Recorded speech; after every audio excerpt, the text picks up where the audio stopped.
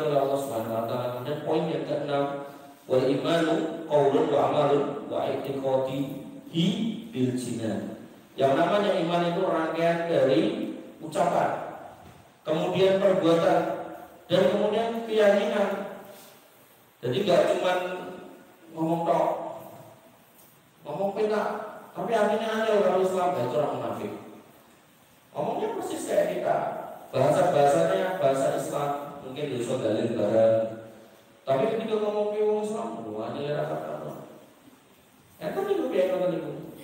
Kalau nanti bareng kata itu umroh, mudah-mudahan dia bertobat itu. Jadi awalnya jumbo gitu sih, dan itu cukup lagi. Mau Arabnya apa ya mas? Tapi pun tahu. Kamu dulu kan, segitu ya, segitu matanya tok. Jadi orang sadar ya dulu ke, nawa, ampuh segitu matanya tok. Aku jenuh Islam kira aku jenuh, gitu. Nanti pun tadi dengan, kan dengan biasa ya Islam. Bapak-bapak tidak makan Allah Subhanahu wa taala. Dalam fikih tentang berpakaian memang ada para ulama yang berpendapat seperti itu. Ya, kita hormati saja, tidak usah kemudian kita cela gitu. Ya. Justru yang harus kita peringatkan keluarga kita ya dari wanita-wanita yang enggak kudungan, malah enggak katokan di jalan gitu. Bukan kemudian malah mengomentari yang berjilbab konten itu. Ya. Kemudian wa qaulun bil lisan wa amalun bil jawarih. Kemudian wal arkan. Jadi diucapkan dengan lisan tapi juga diamalkan dengan anggota perbuatan. Jadi enggak cuma ngomong tok dalam hati adalah dilakoni gitu kan. Karena ada orang gitu. Oh yakin Islam benar, yakin gitu kan. Sadar wani, satu Allah bukan itu Islam. Nah, orang sholat. Makanya nanti dalam bab meninggalkan sholat, ada sebagian ulama mazhab Hambali itu keras. Orang-orang yang benar-benar gak dalam sholat gitu, itu sudah dihitung murtad.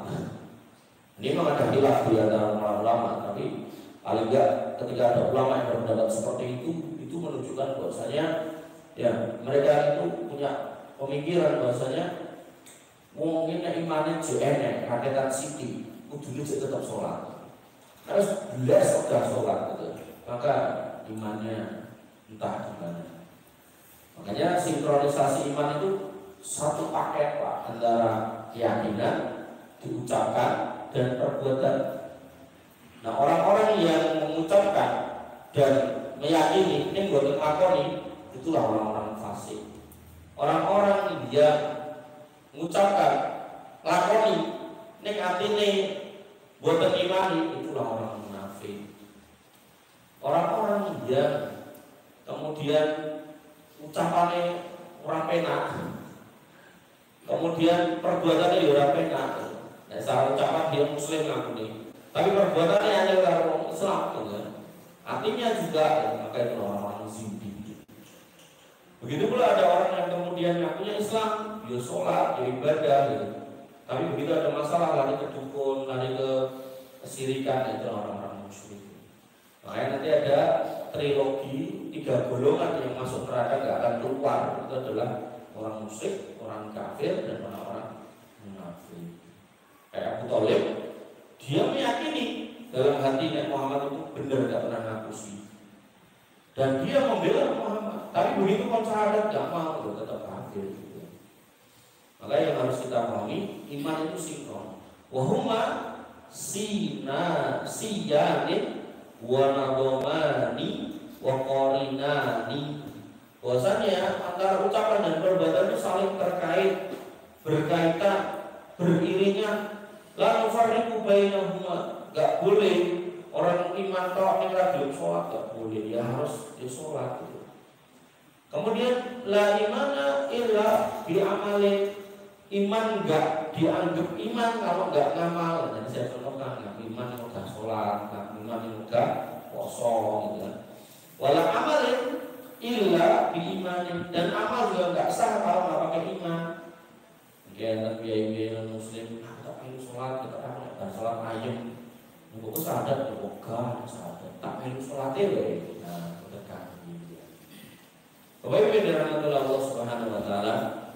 Kemudian berikutnya beliau mengatakan wal mu'minuna fil imani yatafadhalun, dan kaum beriman dalam masalah iman bertingkat-tingkat.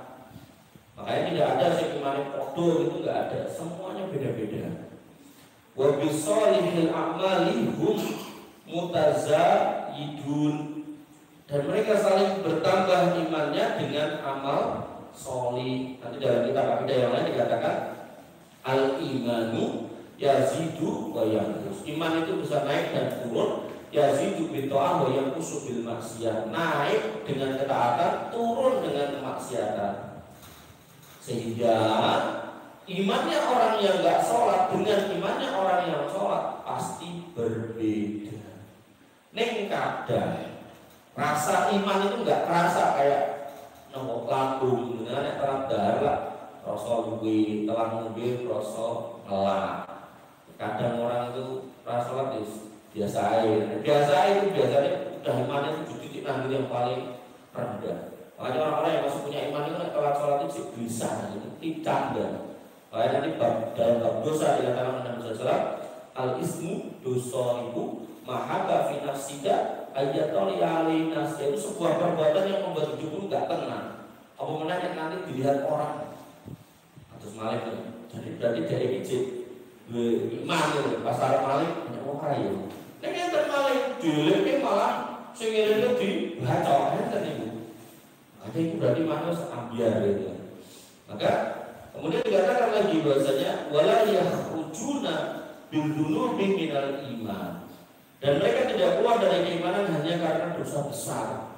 Nanti akan kiai-kiai, ayo karena polisi ini tidak membereskan kemaksiatan di sekitar di biro, kita bikin laskar amar ma'ruf nahi munkar. Akhirnya ada orang main di obrak-abrik, orang sing main melawan, katanya yang kafir, padahal dia orang Islam. Makanya dalam bab ini dikatakan tidak ada dosa besar. Sekali lagi dosa besar yang konteksnya selain kesyirikan yang menyebabkan orang keluar dari Islam. Artinya orang mendem itu tetap orang beriman, imannya rendah. Orang main judi itu tetap saudara kita, imannya rendah. Makanya kok enak wong sholat di kafir itu musibah. Saya kafir gini boleh. Mergone orang jamaah tidak berbaiat sama imamku, halah sekarang tanggal. Dan ini kata-kata ini di kitab-kitab yang lain ada, mau beda redaksi, tapi intinya sama. Wala yukaffiruna biruku bil kabirotin wala isyana, dan mereka tidak dikafirkan karena dosa besar maupun maksiat yang dikerjakan. Tak dulu ini maling dasar orang kafir, tak boleh Pak, tak boleh. Ngerti? Hitung-hitung, tak harus metemnya naik uang itu kafir, tak boleh Pak. Karena dosa itu bukan dosa kafir orang. Dosa besar, ya di bulan-bulannya nambah dosa tambah oke, tapi sampai pada kekafiran tidak. Makanya orang-orang jeli itu naik boleh wong liya wis pokoke kafir. Tapi begitu kemudian di mereka mau nglakoni dosa wae dan tanda-tanda surat tobat, kan niku yang nifate tambah gede tambah cepet ke Singapura. Di Singapura itu panitia nih Pak. Parah. Makanya ketua nih Senkom ini lagi di Cekal KPK. Waduh, tidak ada. Kevin itu ketua nih Senkom, caleg PDI. Senkom itu satgas PDI, Cekal KPK. KPK itu kemana kiro? Kemudian dikatakan lagi bahasanya wala nujibu limuhsinihimul jinan ba'da man aujaba lahu Nabi sallallahu alaihi wasallam wala nasdatu ala musiihim dinar. Dan kita tidak memastikan memvonis orang-orang soleh dari mereka sebagai penghuni neraka surga, maaf. Jadi nggak boleh ya kemudian kita mengatakan ketika ada orang mati itu mesti masuk surga. Memastikan kecuali ada dalil yang jelas, yaitu dipastikan oleh Nabi SAW. Sebagaimana perkataan Nabi SAW, Abu Bakar fil jannah, Umar fil jannah, kemudian Utsman fil jannah, Ali fil jannah, Tolha fil jannah, Abu Ubaidah bin Jarrah fil jannah. Ketika ada hadis itu, maka dia penghuni surga. Nek enggak ada, maka kita doakan semoga menjadi penghuni surga. Makanya kalau ada orang ngomong Habib Fulan bin Fulan, atau mungkin itu Mama Gufron, saya siap menjadi penjaga gawang neraka, hilang keren. Nah, itu secara akidah sudah menyimpang.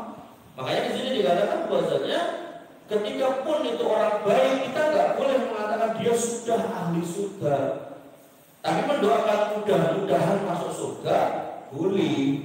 Makanya dalam kalimat bahasa Arab, piyai-piyai yang sudah meninggal niku kalau bahasa Arab beda sama adat ya. Kalau bahasa Arab niku tidak menggunakan kata almarhum, tapi menggunakan kata rahimahullah. Kalau almarhum itu sudah dipastikan mendapat rahmat Allah lah. Ini bertentangan dengan akidah. Yang benar rahimahullah, semoga Allah memberikan rahmat. Nah, ketika kita katakan almarhum, ya berarti kita harus cari dalil. Kalau nggak ada dalil, maka kita berhenti, jangan sampai kita menyatakan itu. Dan ini kita kenal ada di kota. Sehingga dalam konteks kalau ada orang aku keturunan Nabi meninggal, terus kuburannya di ngoten niku, terus dijalui donga, itu sudah bertentangan dengan akidah. Dan ini Imam Al-Ghazali, murid dari Imam Syafi'i, madhab terbesar di Indonesia. Kudune kalau memang konsisten dengan madhab Syafi'iyah, ya kesini larinya, jangan ke sono kan gitu. Nah, kemudian dikatakan lagi, begitu juga kami tidak memastikan bahwasannya Anda sadar ala musiihim bina, orang-orang yang berbuat dosa pasti menjadi penghuni neraka selama mereka muslim loh ya. Kan bahasa di atas tadi wal mu'minuna, orang-orang beriman fil imani yatafadhalun, mereka bertingkat-tingkat. Artinya yang ketika dengan nemoni enten wong Islam mungkin dengan sekarang doa atau di masjid, tapi bisa jadi dia sholat di rumah. Oh darullah kok saya doni mendem, lagi main nanti gitu. Maka jangan nggak boleh mengatakan itu ahli benar ini, nggak boleh. Karena bisa jadi dalam perjalanannya dia punya putra yang nyadari benar bahwasanya bapaknya nyukeh dosa, dino-dino dhek donga nyuwun ngapura marang Gusti Allah, diampuni dosane Pak. Makanya nanti dalam bab syafaat ada bapak-bapak yang kemudian kedudukannya dinaikkan oleh Allah Subhanahu wa taala ke tingkat yang lebih tinggi dari seharusnya. Dia bertanya, kok bisa ya Allah? Kata Allah Subhanahu wa taala, li istighfari waladaka, mergo anakmu sregep istighfar kowe. Nah, itu. Maka kita nggak boleh mengatakan, itu kan mabuk, untung rokok. Nah, memang dia orang beriman, alias di kampung itu dikenal sebagai orang Islam, maka nggak boleh kita katakan dia ahli neraka.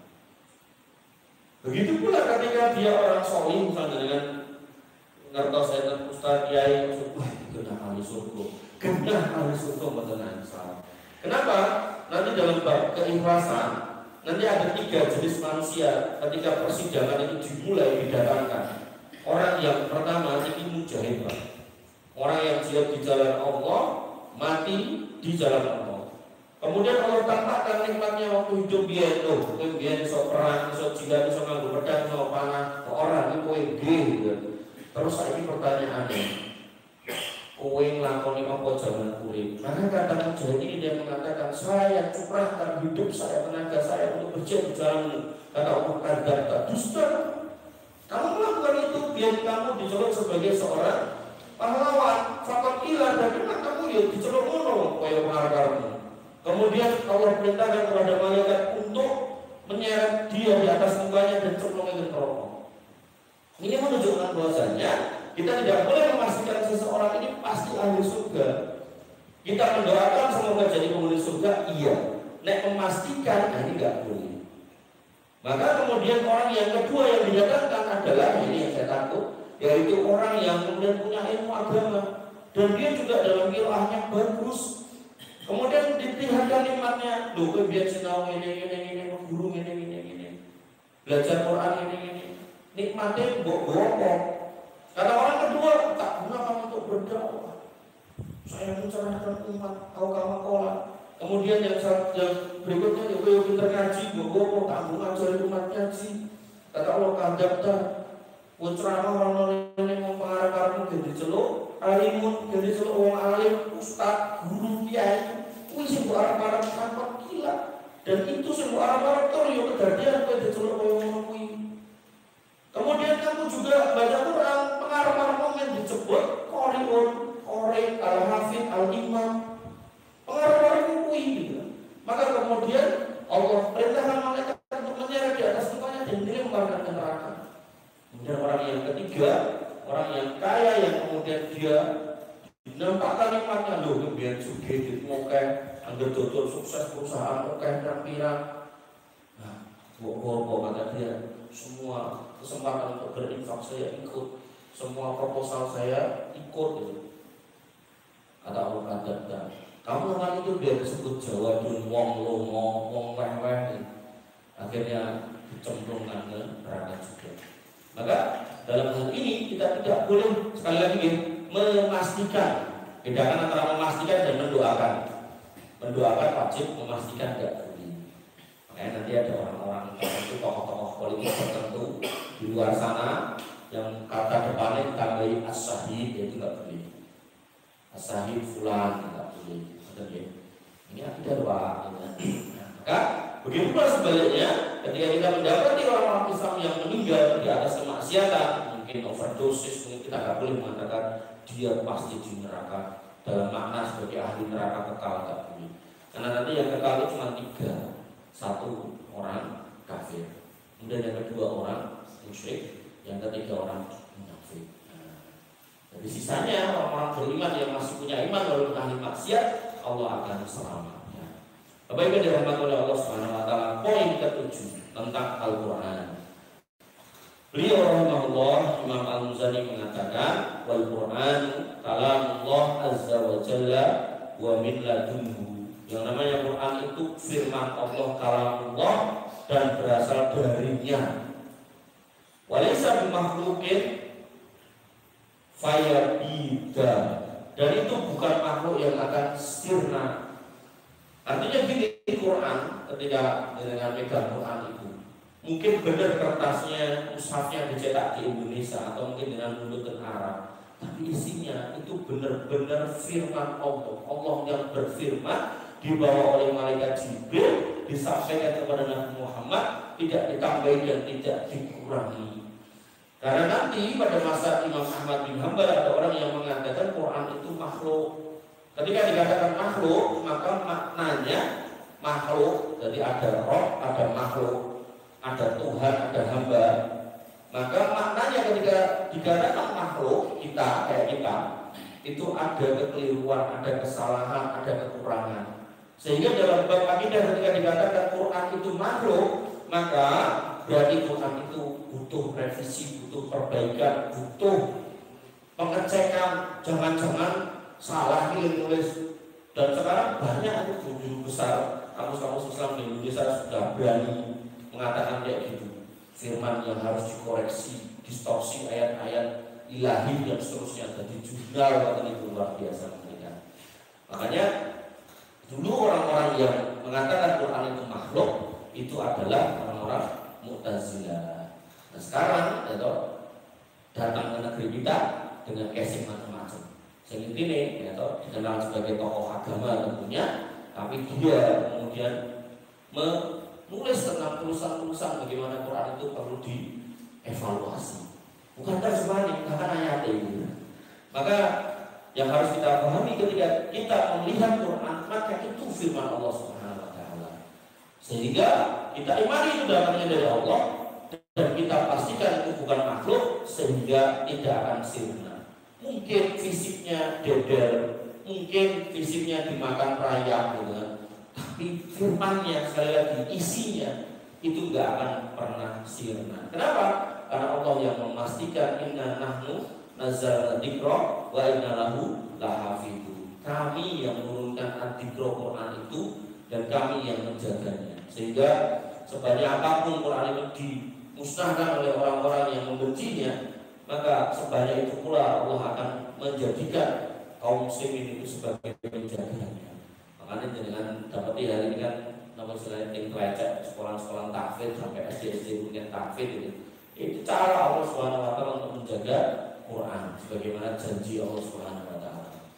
Bapak Ibu dirahmati Allah Subhanahu wa taala. Kemudian poin yang ke-8 tentang sifat-sifat Allah, wa kalimatullah wa qudratullah wa na'tuhu wa sifatuhu kalimatun ghairu makhluqatin. Bahwasanya kalimat-kalimat Allah, firman-firman Allah, kuasa Allah, sifat-sifat Allah di situ dikatakan kamilatun, sempurna, dan ghairu makhluqatin, bukan makhluk. Jadi ketika dikatakan Allah itu as-sami yang artinya maha mendengar, maka sifat mendengar Allah dengan kita berbeda. Buktinya apa? Buktinya kalau ngomong tentang kita dikatakan bu mik, berkonon yang berkonon yang mungkin sinten miki mulai ngomong mirang. Tapi Allah bahkan mendengar suara makhluk yang ada di kedalaman lautan. Makanya kalau panjenengan masih ingat atau pernah dengar kisah Nabi Yunus, bagaimana beliau ada di 3 kegelapan, yaitu yang pertama kegelapan perut ikan, nanti juru wetenge paus peteng. Kemudian yang kedua di kegelapan lautan, paus ngilang. Kemudian yang ketiga di kegelapan malam, karena yang lautan sosok ini akan bumi barat gitu. Beliau mengatakan apa? La ilaha illa anta subhanaka inni kuntu minadz dzalimin. Jadi buatan menggali itu buatan. Beliau beristighfar dengan cara seperti itu diulang-ulang gitu. Maka Allah mengatakan laula minal musabbihin, kalau bukan dia itu sebagai orang-orang yang sering bertasbih tak jarno ning sampai hari kiamat. Makanya sebagian ulama memahami ayat itu nek iwake kesehatan yang bisa ini sebagian ulama. Makanya di dalam Nilai Nasional Geografi nopo niku channel kewan-kewan niku enten paus niku sing mendelepe ten jero banget jarang medal.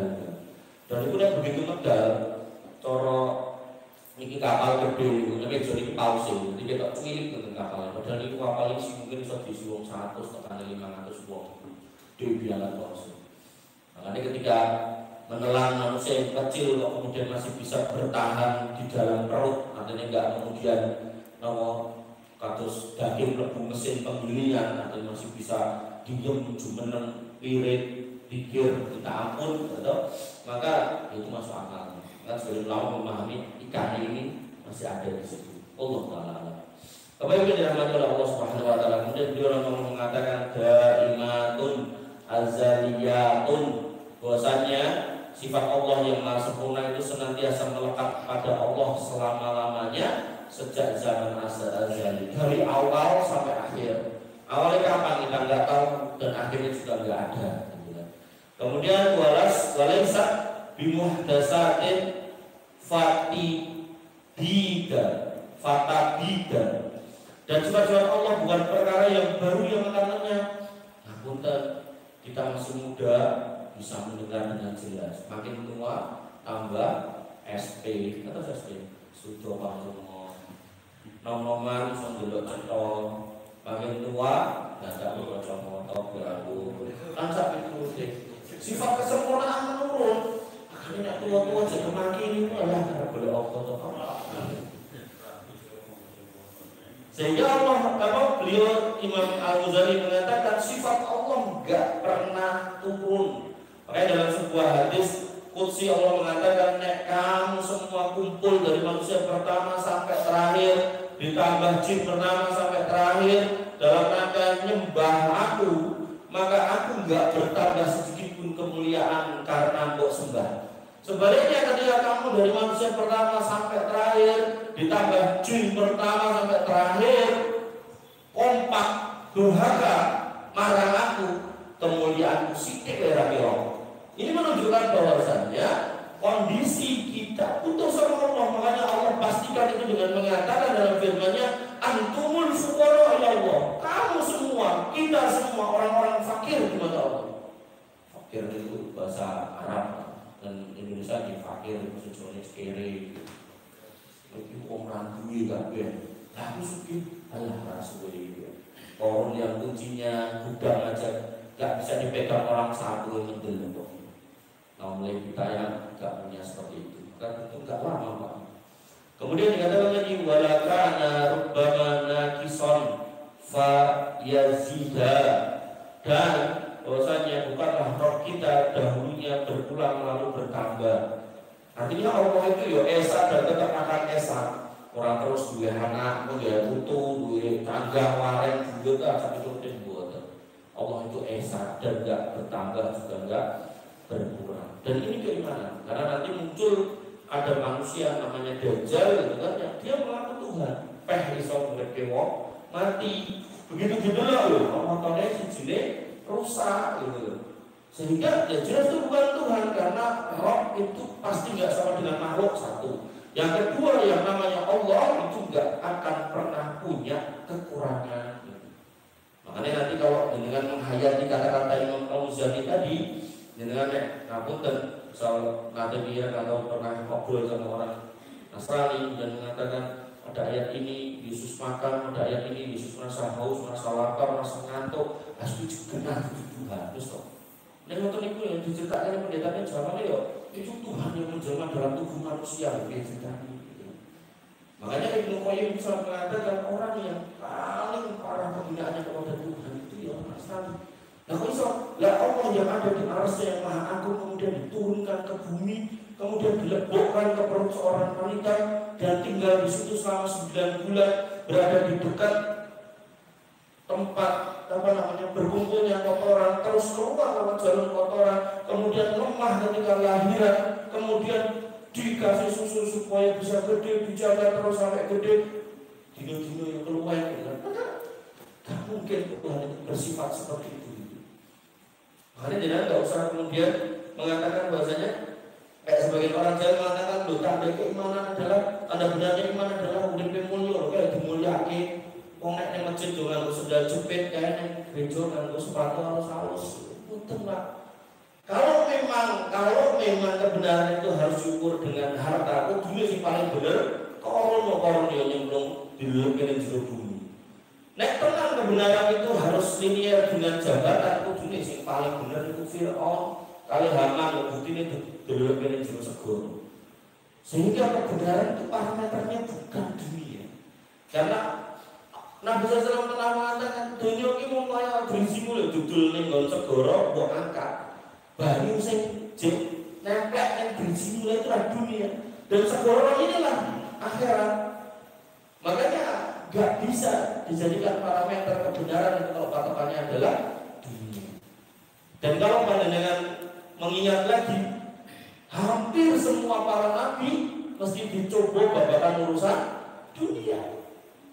Satu-satunya nabi yang bergelimang harta itu nabi sinten? Sulaiman. Saking bergelimang sampai dia nggak cuma menguasai manusia, dia menguasai jin juga.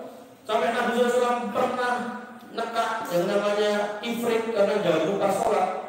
Dan meh ditencang neng tiang masjid Madinah. Nabi mengatakan nek orang mergo dulurku Sulaiman tahun jalur kerajaan sing ora enek sing duwe kejupul dhewe ning donya iki kowe wis tak cencang ning napa tiang masjid Madinah ben dolaran cah cilik-cilik.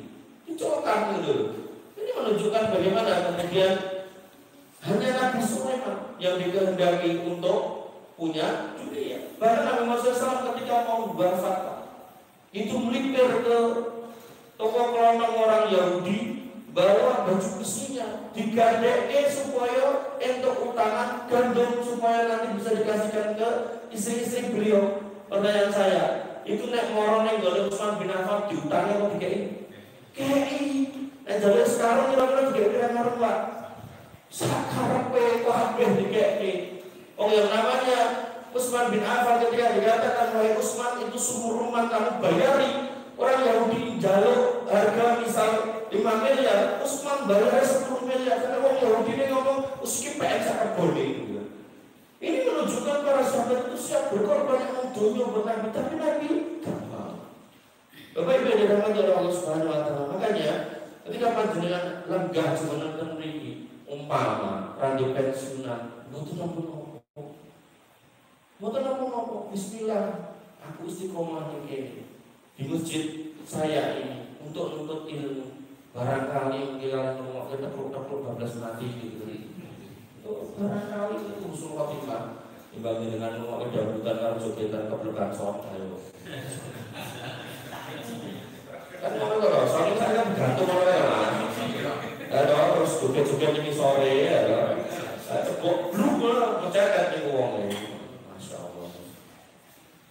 Bapak Ibu dirahmati oleh Allah Subhanahu wa taala. Kemudian jalan sifatuhu an sabbahi sifatil makhluki, sifatnya Allah Subhanahu wa taala itu maha agung, jauh dari serupa dengan sifat makhluknya, jauh.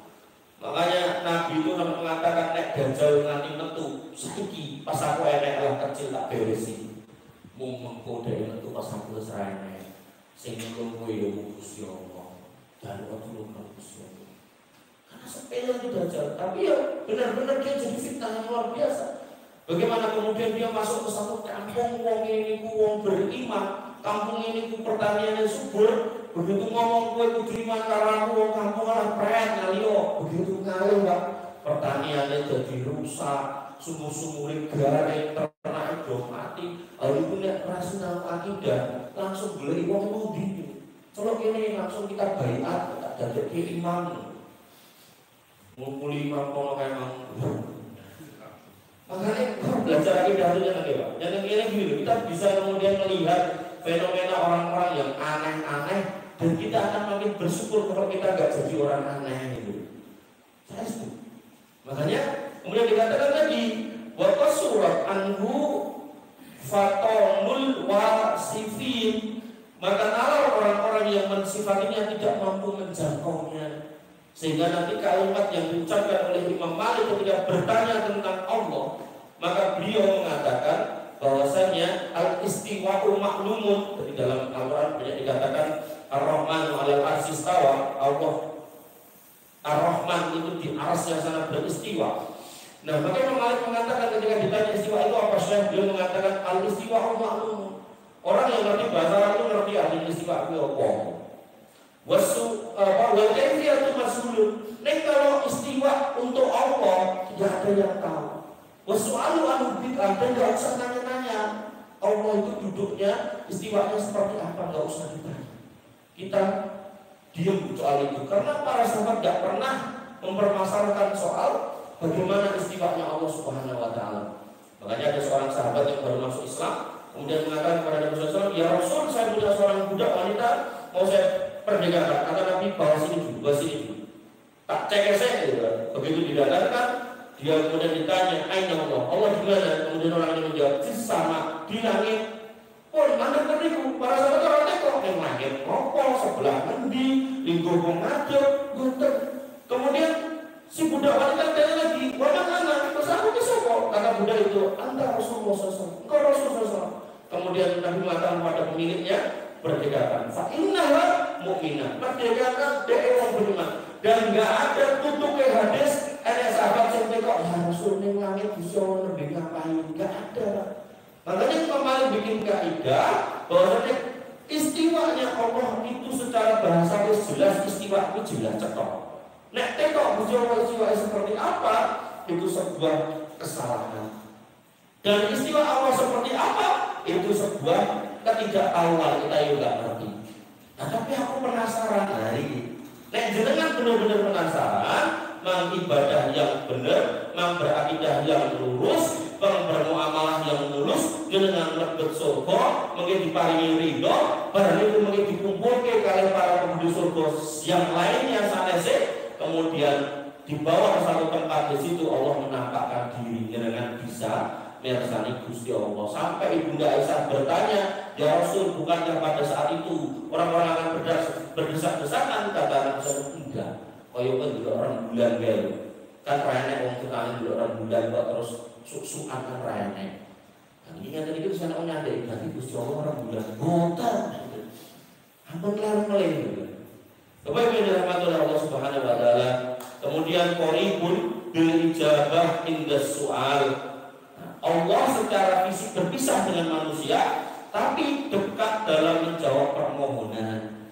Ini tidak mulai nanti ada orang yang mengatakan Allah itu di mana-mana, Allah itu ada tapi tidak punya tempat, Allah itu ada tapi juga ada, dia ada dan tidak ada, dia ada dari yang tidak ada dan kemudian mengadakan dan gitu. Saya sampai ngomong itu saya tadi selalu bingung ya pas ngomong itu. Tenang Pak. Gini loh, kalau memang kalimat itu benar, dunia kan sudah ada dalam Al-Quran atau ada di dalam hadis sahih.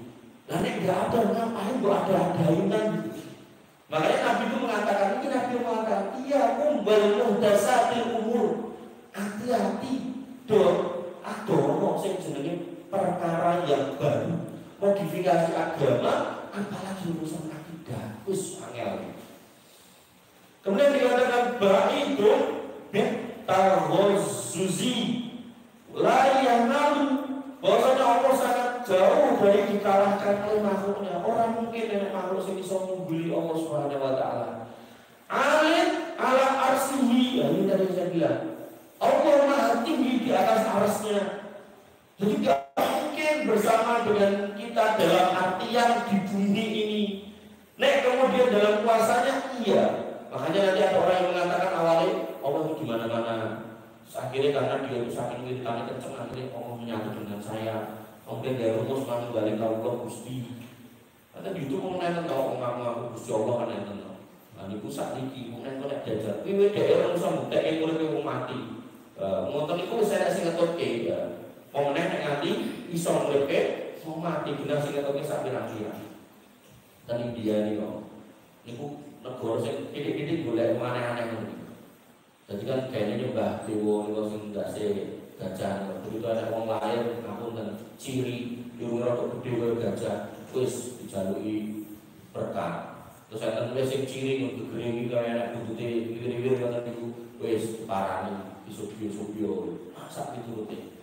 Nah itu modelan kayak gitu ditiru oleh sebagian kaum muslimin yang kemudian ya mereka tidak mengejar ilmu tapi mengejar kesaktian, keanehan-anehan ini. Wah, ini ciri jadi ibu yang mulai nanti iso ngambang, iso ngilang, iso macam-macam. Wong nopo Dimas Kanjeng ya enggak ada kayak duit itu. Nek duit kan kayak kok Pak. Itu nek uangnya kamu sendiri enggak ada kayak sertifikat lemah. Jadi logika kan bumi itu kan mau setunggal kan.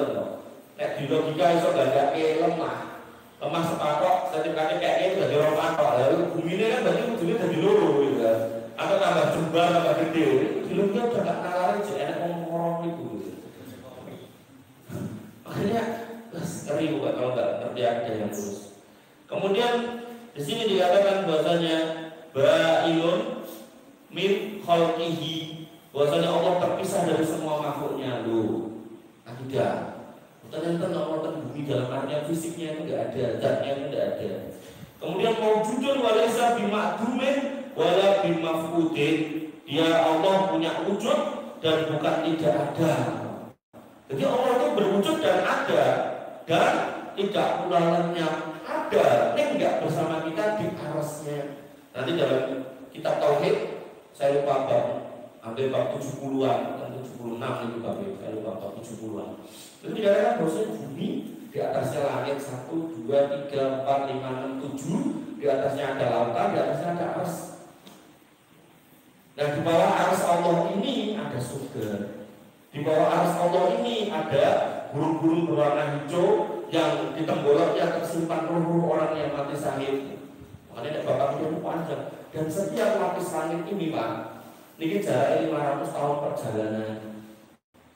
Dan lautan ini yang kemudian ditiru oleh iblis ketika Allah berada di atas lautan yang ada di langit. Nah iblis begitu digubah di bumi, dia megah manggon di daratan pilih nih segoro pramila, gitu, wong-wong do diakusi oleh setan itu kon buah enten sing ndas kebo, enten sing ndas wedhus, enten sing macam-macam.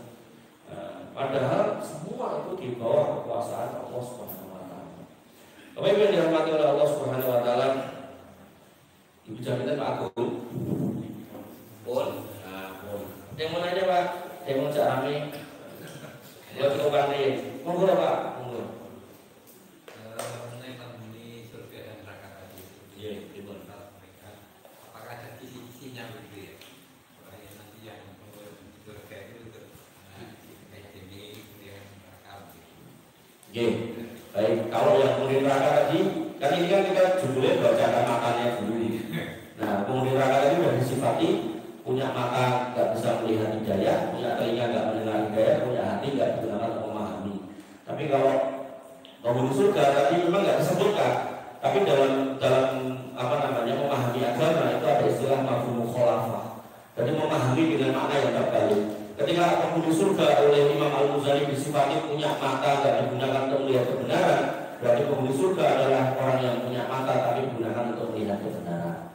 Kalau kemudian penghuni surga atau neraka tadi disifati punya telinga yang nggak digunakan untuk mendengar kebenaran, maka berarti penghuni surga adalah orang yang punya telinga tapi digunakan hari-hari untuk mendengar kebenaran dan kebaikan. Begitu pula ketika penghuni neraka tadi disifati orang yang punya hati tapi tidak digunakan untuk memahami kebenaran, maka penghuni surga mafhum mukhalafahnya adalah orang yang punya hati digunakan untuk merenungi tentang kebenaran.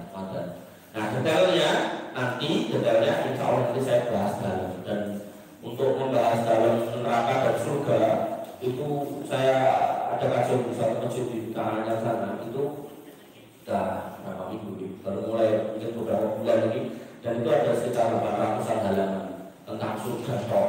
Nanti sih tentang neraka 300-an halaman. Jadi kalau bahas ini saya tuh kadang itu gini Pak, ada satu masjid di Tibet itu saya bahas tafsir. Saya ngambil tafsir yang paling ringan, tafsir As-Sa'di.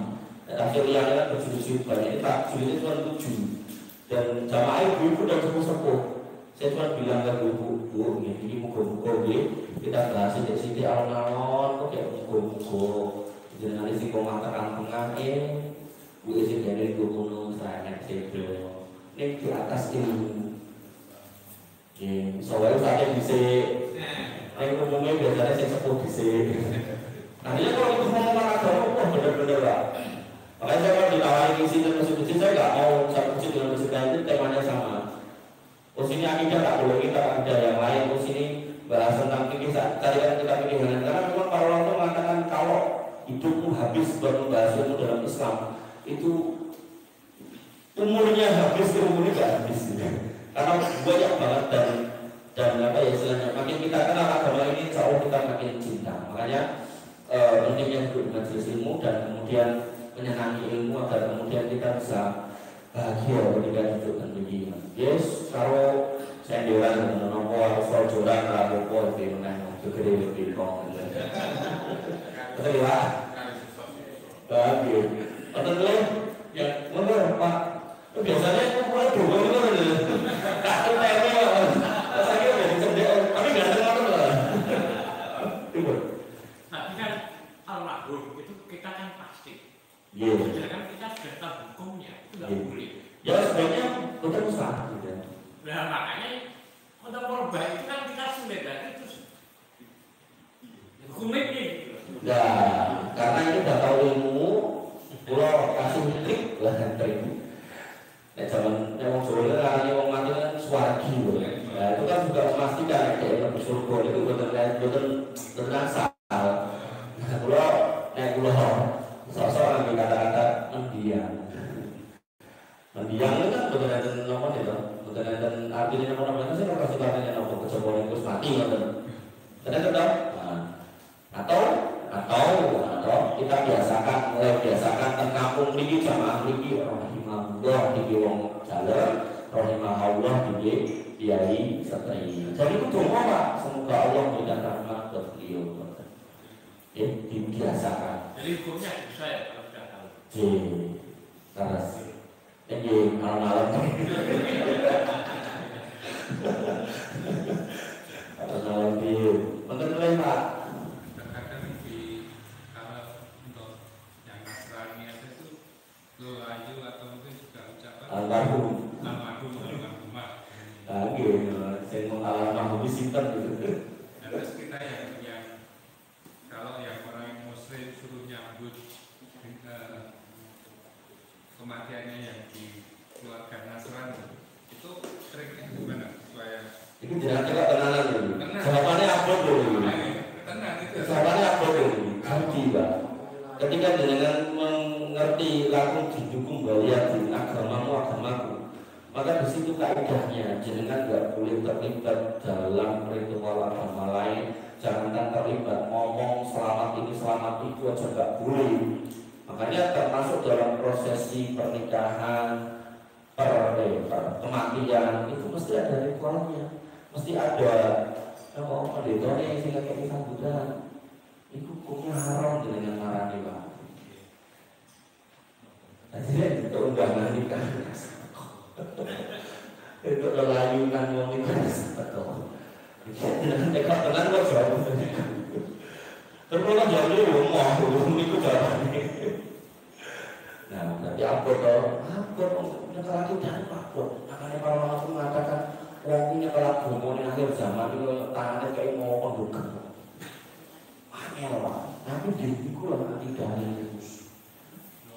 Makanya kan berawal dari situ akhirnya selamat ini bukan hadiah gitu kan. Akhirnya berarti kita di sana lah. Mulai di situ. Oh ternyata kode aku itu agama ternyata apa-apa. Begitu kemudian di sana nikah beda agama. Wayang itu terno ya Mas. Itu pasti kecil kita terkir. Itu pasti Idul Fitri sama Idul Fitri Mas pas Natal yo gedean no Mas. Orang itu orang sampai ya wis iki lho, aku main masang ornamen di Natal itu terno boleh itu. Nonongan yo Mas, yo. Kita ini baru ngomongin pondasi ini ya, kita kan pondasi ini. Jadi pondasi ini Pak yang baru kita ceritakan, seret gitu kan. Nah, cara ini baru kita lihat ya, ini kawan sama tadi ya, alhamdulillah. Nah, ibu sing ditawar di baru itu begini. Bukan mulai aku mulai biasa, belum ngomong. Saudara beragama lain, Kristen, dan tapi itu juga boleh nggak? Oh boleh, neng, ya neng. Saudara bukan Islam, tapi Kristen Boleh. Jadi ada seorang Yahudi, pemuda Yahudi sakit, dijemput sama Nabi SAW. Kemudian dikasih tahu Nabi SAW, bro, leng, Nabi Islam, asli Nabi Islam. Terus jadi ini kok bapaknya mirip ayah kan dulu. Kemudian bapak mengatakan antik Abul Qasim, manut tawaruk bapak si Qasim. Nabi pernah panggilannya adalah Abu Qasim punyanya. Nah, jadi ada dengan ajin di bawah nili gitu kan. Memang dia ingin bawa gitu kan. Ini kan BBC, oh jauh lebih besar. Termasuk Pak, termasuk ketika Abu Thalib ini mau meninggal Nabi kan datang. Itu sangat mau. Nabi itu datang mengatakan wahai paman mengucap la ilaha illallah. Itu menunjukkan Nabi itu terus lalu pamannya ini sampai di akhir hayat itu dia corongnya pamannya aku dari kodoh. Makanya ini bisa dengan pakai ketika pandangan gagal sederet muslim. Itu naik kemudian dengan kok bilang ini loro keraskan mati. Karena ini Pak dibisiki la ilaha illallah. Barangkali dengan nyakseni dia sak belum mati la ilaha illallah mati. Insya Allah itu mungkin sakit petok oleh dengan surga. Walaupun saat juga mulai berangkat sholat, ini terakhir ngomong la ilaha illallah tekan tenang itu omongannya betul tenang. Islam itu Pak. Makanya dengan yang atas ini waktu itu hampir deh itu apa bosnya dari presiden itu. Nah, apa? Iya, cerita ya. Nah, lu minta. Itu kan Islam. Ini orang-orang gak bodoh baik. Tapi dia seperti ini. Kalau aku ngaji ini, bapak ini dulu-dulu itu seperti jadi ini sekarang ini terus dijagani aku tidak raiso. Nah, pilih bawa mikro telur meter. Betul ini kepilih lah, ilaha illallah. Itu menunjukkan jenengan ini benar-benar Krisno. Makanya sampai ada anak perempuan itu tanya sama saya, Ustaz, ibu saya mati kafir, boleh gak saya minta ampun? Enggak. Ini kok kan telat gitu. Makanya ngomong orang telat, memang jenengan gadah tresno malah niku kiai-kiai sederek jenengan niku wow sorone ngoten niku. Sampai aku bayar itu ora apa-apa. Sak niki kok beda agamane bismillah, dongake barangkali donga jenengan kabul di akhir hayat. Nek nggih carane niku wow harus diajari supaya la ilaha illallah. Kenapa? Nonton le. Sok ada ya dalam memahami sifat-sifat Allah, apakah sifat-sifat Allah itu bisa diterima dengan akal atau hanya menerimanya dengan keinginan saja? ya. Prinsipnya semua wahyu sifat Allah, dan wahyu dari kalamullah itu juga bagian dari sifat Allah. Maka sebenarnya seharusnya bisa diterima oleh akal. Tapi kadang-kala akal tidak nyampe. Karena akal tidak nyampe, maka terima dulu dengan keimanan. Makanya jangan dulu ketika kemudian orang-orang yang baru masuk Islam ini dikompori sama orang-orang musyrik dulu. Muhammad dulu, ibu, lah apa? Lah masa sama Mekah dia ngomong tekan Masjidil Aqsa. Saya ngetok baru munggah ning langit. Pikirnya gak akalnya. Coba kamu pikir pakai akalmu. Akhirnya orang-orang baru masuk Islam yang imannya masih harus dipompa lagi, pilih-pilih murtad gitu. Tapi begitu mereka kemudian sudah murtad, mereka mencari Abu Bakar, dia Abu Bakar, tak tekoni. Kemudian begitu ketemu ditanya, wahai Abu Bakar itu loh temanmu itu ngomong kayak gini. Abu Bakar pun bertanya, benar kamu dengar kayak gitu? Benar dia ngomong gitu? Iya. Bahkan nek ngomongin luwih dari itu aku tetap iman. Dan itulah yang dikatakan oleh Ibunda Aisyah, itulah yang menjadi sebab Abu Bakar itu disebut as-siddiqul akbar. Dan nanti Nabi, minan nabiyyin was-siddiqin was-syuhada was-sholihin dikumpulkan dalam satu tempat, yaitu surga yang paling tinggi yang disebut Firdaus. Makanya nek jenengan itu nabiyyin sudah bukan, gitu. Nek siddiqin itu sudah telat, gitu kan. Siddiqin itu sudah kebiasaan, gitu kan. Nah, kemungkinannya tinggal suhada. Maka terkait sinara, betul bengkong mas. Yang terakhir ini solihin. Nah, mungkin ya ini jiwa. Mang jadi solihin, senajan sebenarnya orang solihin, guys. Mungkin yang jenengan jadi solihin, insya Allah dikrepakai kali kanjeng Nabi, kali as-siddiqin, orang-orang yang selalu membenarkan agama, gak pernah ragu sedikit pun senajan akalnya menyangga. Kemudian yang ketiga akan dikumpulkan dengan orang-orang yang mati syahid syuhada, dan yang keempat mudah-mudahan itu panjenengan sedanten. Makanya kalau saat ini aja kita olah misalnya di logika soal anak soal itu kan sekarang zaman dulu itu renek gitu. Makanya kok sampai muncul sosok kayak Abu Bakar itu luar biasa, dan itu benteng akidah itu ya Abu Bakar itu. Abu Bakar nanti nipir ya wis. Orang-orang yang baru masuk Islam wis benar-benar langsung putar balik. Gitu ya mas. Ini sampai pulau kali ini pulau Jari. Jadi dia tersebut ini usul ini kali. Jadi kalau misalnya di pesantren ada itu anak SMP yang kuliah pulau Jari, tak kuliah dia yang lulus tak balik. Kita pulau juga untuk pulau Jubin gitu kan. Kalian yang nakal tak seneni. Jadi dengan ada putra, ada saudara, ada buat sekolahnya di TP Pulau Biar Pak. Kita usah saya tak ada lagi Pak. Dan memang monggo. Kemudian ketika orang Kristen atau Katolik atau orang Hindu mendoakan kita. Mudah-mudahan Anda selamat. Mudah-mudahan Anda selamat. Jawaban kita bagaimana? Jawaban kita amin. Berarti kita mengakui keyakinan mereka. Enggak. Kan yang mengabulkan doa dia kan Allah. Jadi bukan dikembalikan ke Tuhan ya, tapi kepada Allah. Tapi nek bahasanya semoga Tuhan Yesus menjaga jenengan, itu enggak usah dijawab gitu. Tapi kalau bahasanya umum kayak yang bilang tadi gitu kan, ya diaminkan aja. Atau nek misalnya ragu harus dinanti mawon. Oke ya. Oh, enten mulai sudah ucap salam kan, baru jawab itu wajib benar ucap salam assalamualaikum.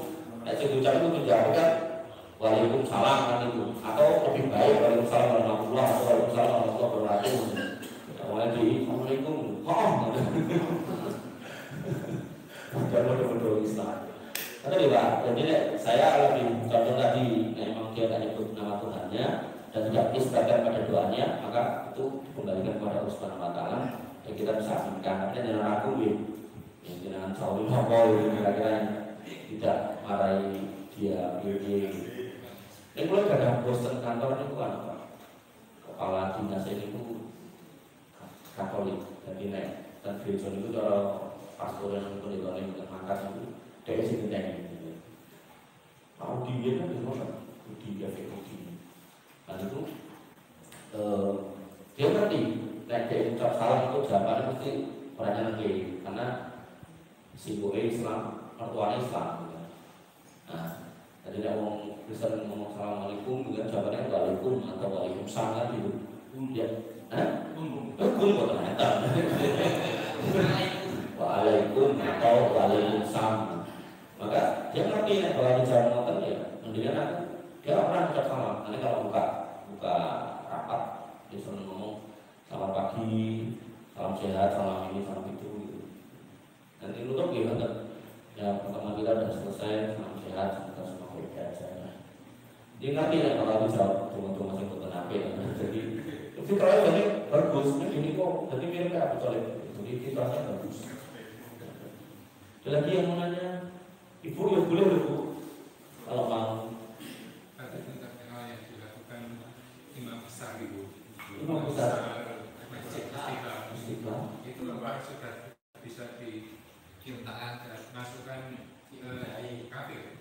Kalau sampai kafir saya nggak berani Pak, tapi itu kalau disebut sebuah kondisi yang keliru iya. Jadi seorang muslim itu kan sudah dikatakan wala tahinu wala tahzanu wa antum la'alawna in kuntum ta'lamun gitu kan. Jangan pernah merasa rendah, jangan merasa hina gitu kan. Kamu lebih mulia di mata Allah daripada mereka. Maka Nabi SAW nggak pernah rendah kepada petinggi-petinggi agama lain gitu kan. Maka kalau kemudian sampai pada penghukuman kafir saya nggak berani gitu kan, karena nanti kembali kita dulu itu mungkin dosa besar. Tapi mukafirohnya saya nggak berani karena nanti di situ butuh dua, yaitu yang pertama tabayun, pokok tekan semua barangkali ilmu ini nggak ada. Profesor kata ya orang ilmu aneh gitu. Kemudian yang kedua pengatur hujah. Nah dia jawab, oh menurutku ini. Nah kita sampaikan hujahnya. Nah itu pun ditentang lah, barulah kemudian kita bisa sampai penghukuman. Nah biasanya kalau dalam konteks negara Islam kayak di Saudi misalnya itu, nah itu wilayahnya adalah wilayah hakim. Wilayah hakim atau wilayah sultan, bukan wilayah masyarakat kayak kita.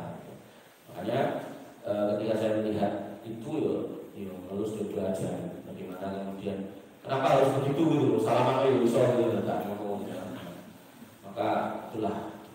Jadi Pak, dua lagi boleh yang lain ada protes. Orang masalahnya meninggal dunia. Kalau kita melihat ketika Nabi ada orang majusi atau orang jenayah orang majusi, Rasul kan juga berdiri. Nah, bagaimana kalau kita lihat tapi di dalam kondisi yang terakhir, artinya terus tidak ada peribadatan, hanya mungkin acara dari PRN atau apa itu. Jadi gini Pak, memang benar jenazah bilang tadi, jenazah lewat Nabi berhenti berjalan berdiri gitu. Maka kalau dengan mau mengikuti sunnah itu harus misal dengan udah hafal jalan ini kuburan mana gitu kan. Di tedaki atau jumlahnya yang ngarepe lawan kuburan. Gempang ini loh. Begitu teko dengan kendala rasa ngadep gak kesel gitu kan. Lega dengan begitu teko mah ngadep gitu. Oh tombol gue enek. Wes itu. Ini sama kayak orang-orang yang mengadakan perayaan Maulid, sholawatan aneh-aneh, kontengan karuan terus dari ngadep Nabi lalu para sahabat itu lagi teko dari arah sana kan lo gak ngomong itu. Nah, nek dia dikasih tahu ini salah, Nabi mengatakan, dia belum dalil loh. Nabi mengatakan aku poso Senin mergo pada hari itu aku dilahirkan. Pertanyaannya, ya memang gue mengikuti sunnah, ya kudune cara muling maulid tadi yo poso Senin bae lah wis itu. Wong Nabi gak pernah ngelawan itu. Nah, kembali ke situ tadi, maka kalau memang kita mau mengikuti itu, nah metodologinya itu jadinya itu mau mengengkau sinten pergi arah kuburan atau perlu kompak bawa kursi begitu lewat ngaduk kemudian ya artinya gimana ya? Memang dari makanya saya nanya pagi itu tenang nggak dijawab. Artinya kalau memang udah tahu itu dilakukan kita kuat masalah waktu makanya mungkin dengan begitu loh. Jadi ketika Ustaz mau diangkat ke kuburan, dia berdiri langsung jantung masuk mobil dia pulang. Saya khawatirnya gini, biasanya kan akan Kiai Sedo tadi itu terus tetap ngaji son Pak. Nah, mulailah ceramah, mulailah macam-macam pujian dan jangan gitu. Makanya di dalam Quran itu terkait dengan hidayah yang mengkonibal kurung sabit kolbiala bini wa Allah yang membolak-balikkan hati, balikkan hatiku di atas agamamu itu karena khawatirnya begitu dengan pirang mau kenipu tiba-tiba maknyes nanti terus kok nyaman. Banyak orang yang mengatakan itu karena kurung-kurung atau ibu, apalagi metode cara ceramai para pendeta itu radio benten radio para ustad. Para ustad itu kudu nek ke Jumat itu diibaratkan itu kayak panglima perang. Jadi wong ini arep turu kaget sih dari rasa turu. Tapi malah yang ada malah jamaah punya rumus tempat tidur ternyaman itu pas khotib munggah mimbar. Sebaliknya kalau pendeta itu nggak munggah mimbar, orang yang saya ngantuk mergo bagaimana dia kemudian membara berapi-api dalam menyampaikan khotbahnya.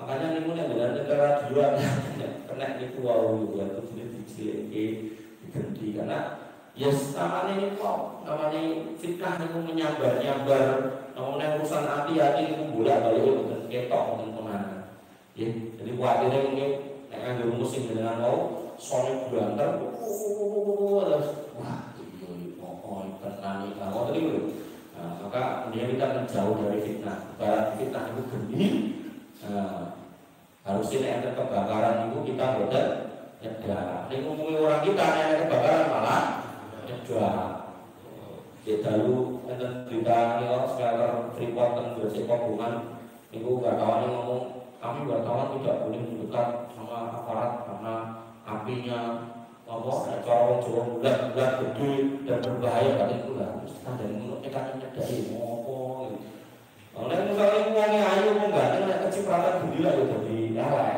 ya besok di pedot kok air TV kan nonton lain cekak Bapak Ibu yang dirahmati oleh Allah Subhanahu wa taala pilih jeram semantan yang sadar pola terakan jeram menurun ngapunten ini lebih sampai poin 8 masih lanjut 9 sampai pinter Pak terakhir itu kayak 20-an atau 30-an oke bismillah pelan-pelan istiqomah oke wangi yang tersebut dan hadir dan husnul khotimah kurang lebihnya saya mohon maaf akhir kalam subhanallah wa bihamdihi asyhadu an la ilaha illa anta astaghfiruka wa atubu ilaik. Assalamualaikum warahmatullahi wabarakatuh. Waalaikumsalam.